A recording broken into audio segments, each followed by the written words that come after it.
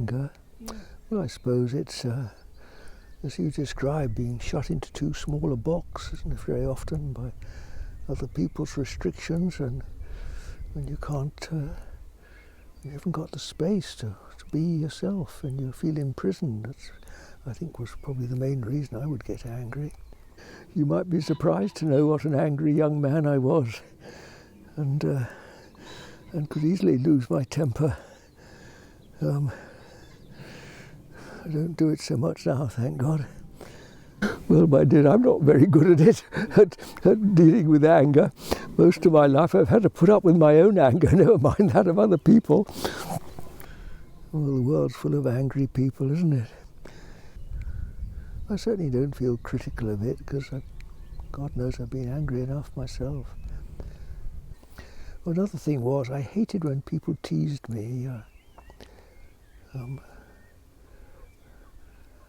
I had an elder sister who used to tease me as a little boy, and I couldn't take that. I used to get very sort of pent up within myself and then burst out in anger. Because I never liked being mocked. I had to put up with a lot of that as a child, because I was at boarding school for 10 years, and in the world of, there were no girls, and entirely a manned environment, and boys are rather prone to tease and make fun of anybody that isn't like them. A lot of people have that habit of anything. If your hair's different, or you just have some little quirk of behaviour, that people will laugh at you for it. Say, "Oh, look at you! This is horrid, really." Yes, I would get angry, or if I didn't get angry, that I suppose would go inside me, and then it would burst out on occasion when it had a chance. Oh dear, I don't blame anyone who gets angry, so perhaps that's why I'm able to tolerate it now. People are almost brought up these days to be critical, aren't they? It seems that children are even taught to be critical very often of what used to be called their elders and betters.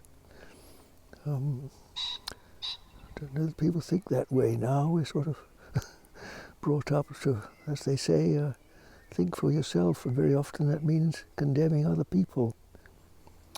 Not sure that's a very good thing, but there we are. Fashions change. Yes, I think of many examples. For example, rubbish used to upset me. I remember once on my second farm, I had a visitor once. He smoked. He dropped his cigarette end on the soil. So he thought he was doing natural. It was normal for him. I remember I got angry with him. Very angry. What do you think you're doing? Don't you realise that's going to poison some little bugs in the soil? We never thought of it like that. I remember another occasion, a little child was walking through my hay crop and laying flat the stalks. Well, if you do that, the stalks, they clog up the mower. You can't cut the hay properly. Well, he'd no idea of that. He thought he was just enjoying walking through the long grass. But I always feel rather ashamed I exploded at the poor kid, but he didn't know any better. But there we are. Life's full of misunderstanding, isn't it? Anger. Very early on in my life, I remember reading, I think it was attributed to Buddha. Well, how anybody knew that, I don't know, but that sin is just ignorance. And I often thought that it's rather a kind thing to say, isn't it? You just don't know any better. Why do we do what we do? We've talked before, haven't we, about that saying, all things happen for the best to those who love God. In other words, who acknowledge this presence of this infinite wisdom in which we live and move and have our being. When that's in place, it's really quite easy to see that all things happen for the best. The other great comfort, of course, that flows from this realization is that whatever happens to the body, you don't die. This is a great comfort.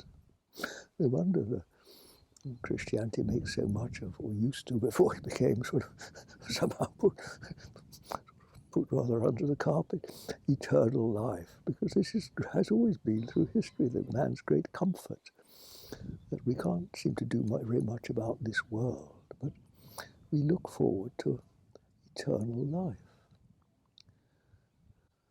Well, it does rather diminish the fear, doesn't it, of what might happen to us in this life, if we have faith that it's not the end. There's better to come.